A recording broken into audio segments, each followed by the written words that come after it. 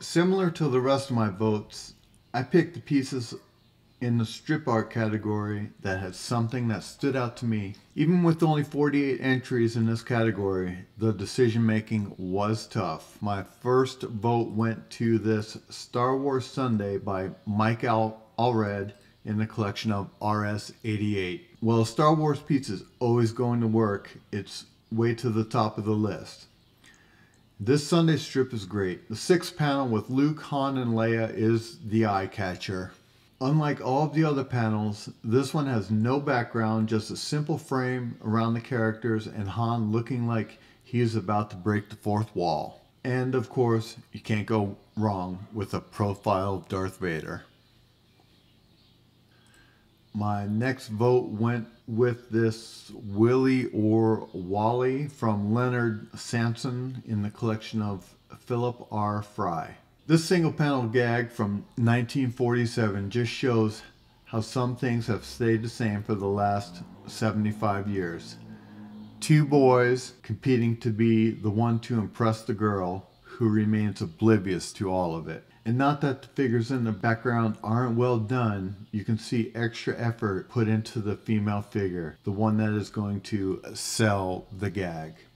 My next pick is this Johnny Comet by Frank Frazetta in the collection of Patrick Kochenek, MD. This strip is all of the reasons Frank Frazetta art is so sought after.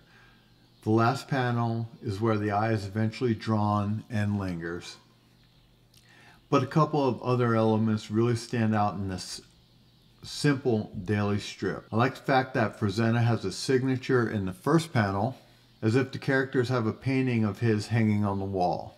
And this character with his back to the camera is quite cartoony, but the next panel has the star in a perfect lifelike image. Ah, the tousled hair, what a scamp. My next vote went to this Johnny Hazard Sunday by Frank Robbins in the collection of Bill Morrison. This Sunday is dense. I've seen 22-page comics with less art in them than this Sunday strip. The large scan posted to calf is just great for checking out the attention to detail in this piece. Beginning with the panel 1 and the braiding on the sailor's hat and the pattern on the dress. And I have to wonder, how visible was the mole on her face when this was printed in the paper? Have a look at the stickers on this box. How long did he spend on these details only he saw? And the framing and the helicopter's tail boom and the stabilizer bars that only someone familiar with helicopters would know are there. And lastly, let me point out this winch here, half hidden under a word balloon and a background item no one would miss. Frank Robbins was a true craftsman. This piece is absolutely fantastic. And my final vote in this category goes to Eve by Arthur Ferrier in the collection of Greg Wilson. Another strip with so much art placed in 3 small panels.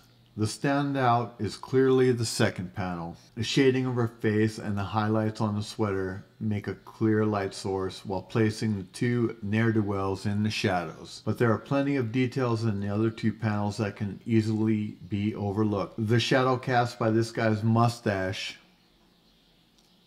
makes it clear that this guy is up to no good, or is the mustache itself the evil character. And the third panel is full of tiny details, from the pattern on the curtains, the flowers both outlined and silhouetted, her fuzzy sweater, and there's that guy's mustache again, all feathery this time as if signaling.